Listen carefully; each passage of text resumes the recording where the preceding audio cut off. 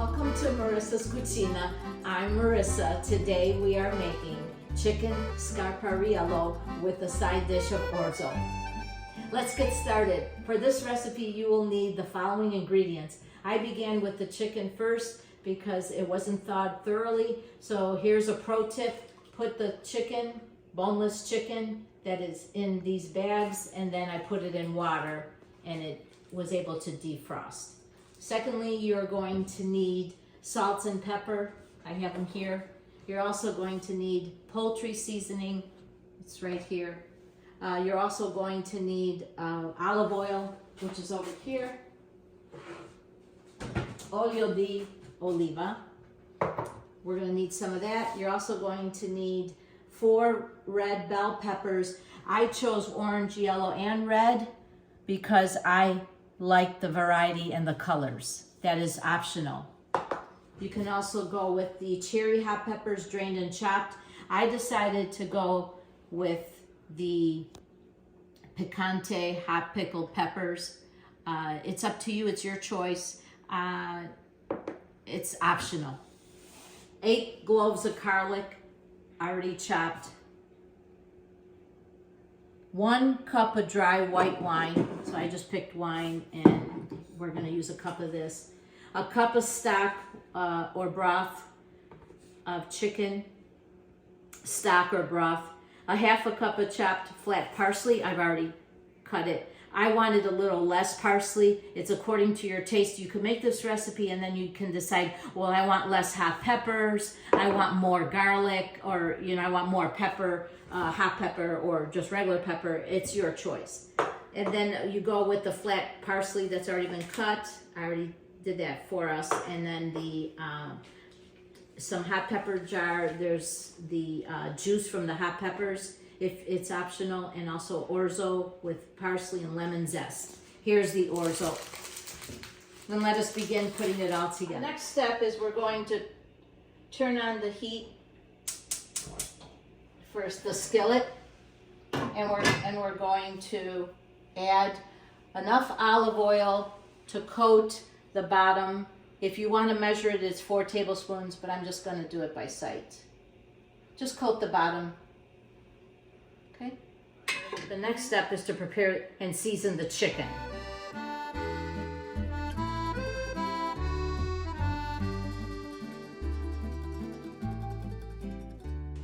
All right, so I'm going to pat dry the chicken because I see some water and I want it to be dry, the chicken, so I'm patting it. I noticed some water got in here, and so I just got some paper towels and I'm going to make it dry.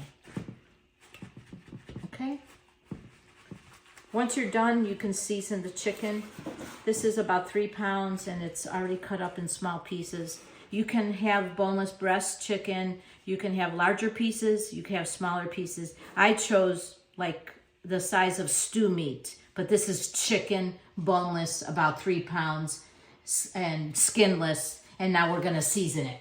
Okay, the next step is to season the chicken. You cannot go wrong with seasoning the chicken. And after you do it the first time, you'll say, well, I want more garlic, or I want less pepper, or I want less salt. So you'll know by doing it. I like to season it very well. My grandma used to have a saying that whatever you put into the food, that's what you will find. So if you don't put any seasonings, it won't have any flavor. So I would season and do it according to your taste, but I'm using pepper, and I'm using salt, and I'm using oregano,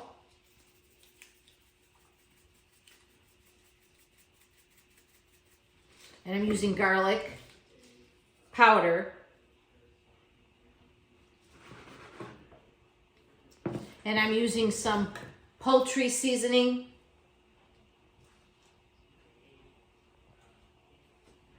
and I'm using some of this chicken seasoning. It's just chicken seasoning. You want to be able to taste all the flavors and you want to season it very well. You cannot over season the chicken. So be generous with your seasonings.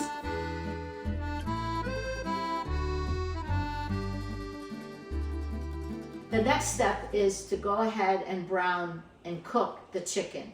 As you can tell, there's some water ready for orzo, but it's not ready yet. So we're gonna go and cook the chicken. That's already been seasoned. And we're ready to put it in the pan with the olive oil. I've had it on low so that it's heated. The olive oil is a little warm. When you put this in, try not to move the meat too much. Wait 3 minutes, then turn it to cook the other side. You don't want to tear the meat.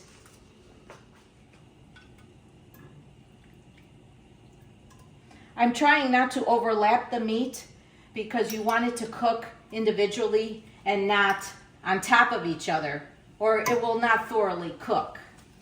This is the seasoned boneless, skinless chicken in the skillet for 3 minutes on one side and 3 minutes on the other side. I don't want to dump it in. I mean, you can if you're in a hurry, but then I don't want it piled up. Trying to avoid tearing the meat and touching it until it gets further cooked. You can't avoid it. It is going to probably overlap some of the meat.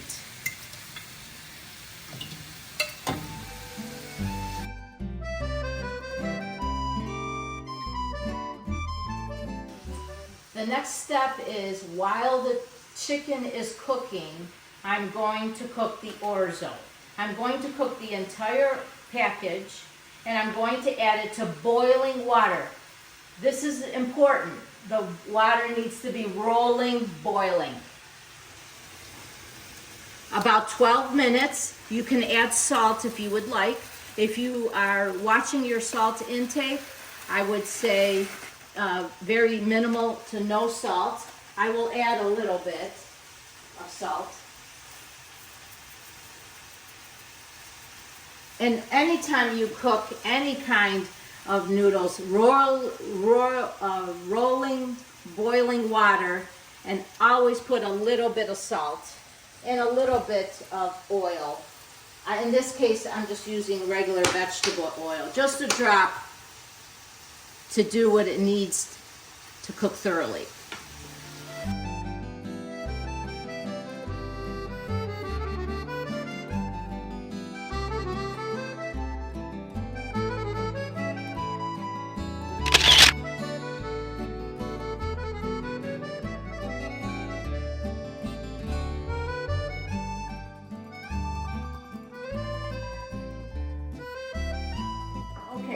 We noticed that there was too much chicken in the skillet, so if you prefer your chicken to be crispy, and that's the ideal outcome of this recipe, I would say separate the meat into 2 skillets. And it's okay that you use olive oil. A lot of people say never cook with olive oil. In this recipe, the heat isn't that high, so it's okay and safe. It gives it so much flavor compared to regular oil.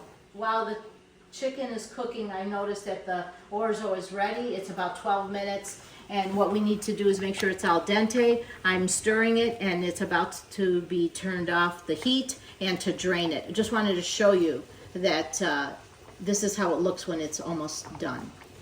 The next step is to drain the orzo, but do not put it under cold running water.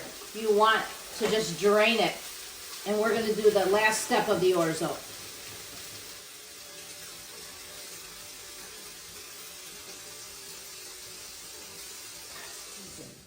We drained the orzo, and we put it in a bowl. We mentioned not to put it under running water, but we did drain it.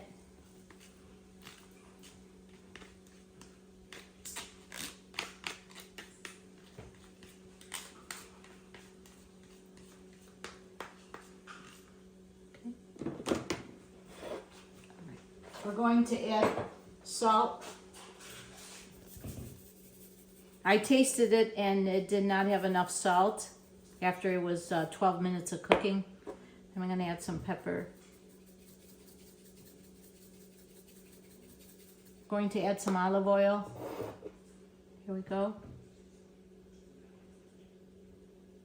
And and some lemon zest. Also the parsley.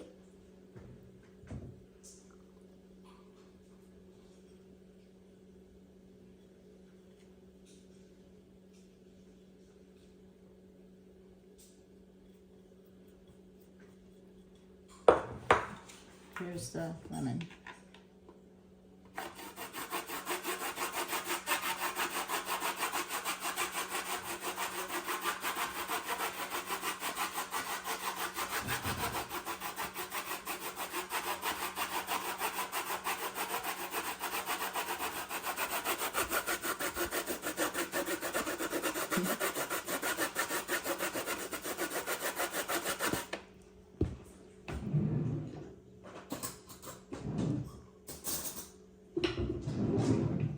I have a spoon and I'm going to remove the zest.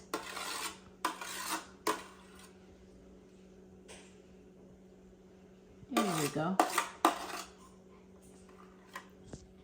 You can see what I'm doing.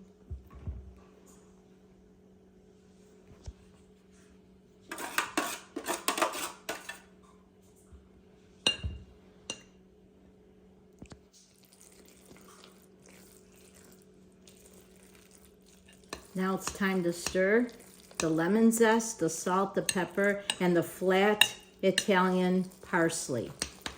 Oh, that looks so good. Once you taste it, you may determine you want more lemon zest. You may decide you need more parsley or less. Then you can adjust according to your taste. So this is the basic of a very special recipe in time for Valentine's Day. And you can go ahead and enjoy it with another couple, just with your spouse, with a relative, with a friend, a neighbor.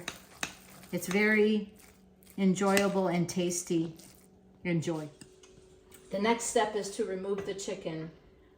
I combined the two separate skillets into one. I want it to look very crunchy, and some of this had to be cut up, which I was able to do when it was almost cooked, because you want it to be the same size. Some of it was more than bite size. So I went ahead and I tried to thoroughly cook it and cut it up so it's evenly cooked.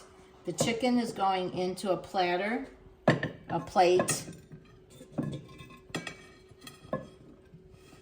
It smells divine, heavenly. Once it goes here into the plate, I'm going really slow so it doesn't fall off the plate and onto the floor. Once it's in the plate, we're going to finish the last step of Chicken Scarpariello. Here is the last step and the most important step. Once everything is at this point, you want to keep the pan the way you see it, because this is the gold flavor part of the recipe. We keep it and we add a little bit of olive oil just to coat a little bit the bottom, very little, and then we put in the cut up peppers. If you don't prefer yellow, orange, or red bell peppers, you can use just green, but I prefer the variety of colors. Goes inside the pan. It's on medium heat. We're adding garlic.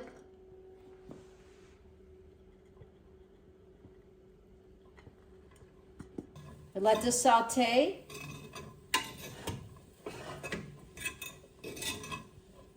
We're near the end of the recipe.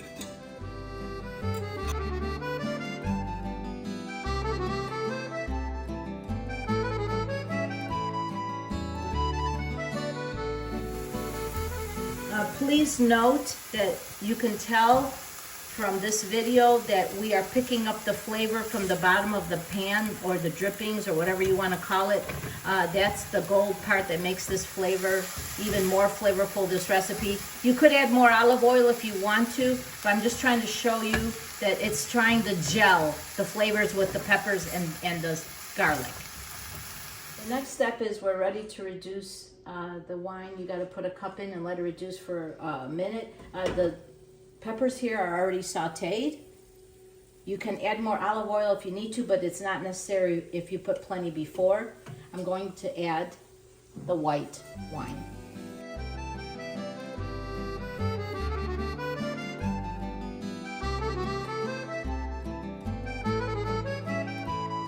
So now that we added the wine, I wanted to show you that I put a little less wine because I prefer a little less. But if you notice that the chicken stock is, the whole cup is all the way to the brim. We're going to add the chicken stock now because the wine is evaporating, and we're going to either add chicken broth or chicken bouillon cube that's been boiled in advance for 1 cup. I'm using chicken broth. And adding it to the wine that's been evaporated and the peppers. I'm going to stir this up. It seems like a lot of steps, but once you do this more than once, it'll go faster for you. If you use green and red peppers, you can make this a Christmas dish, or you can just use all green peppers. It's your choice.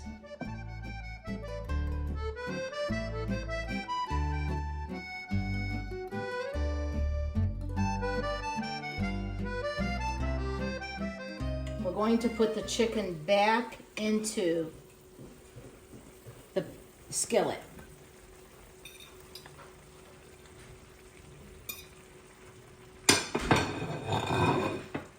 We're going to top it off at the end.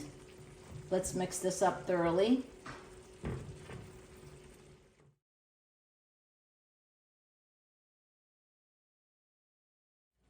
We're ready to add the oil from the hot peppers. You can add the hot peppers, but I prefer not to. I'm just going to add the oil of the hot peppers.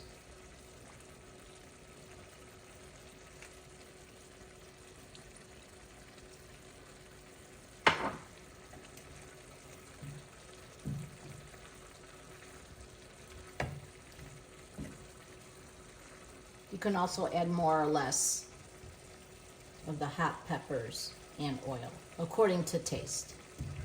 And let all this simmer. The orzo is ready, and we're ready to eat. Mangia.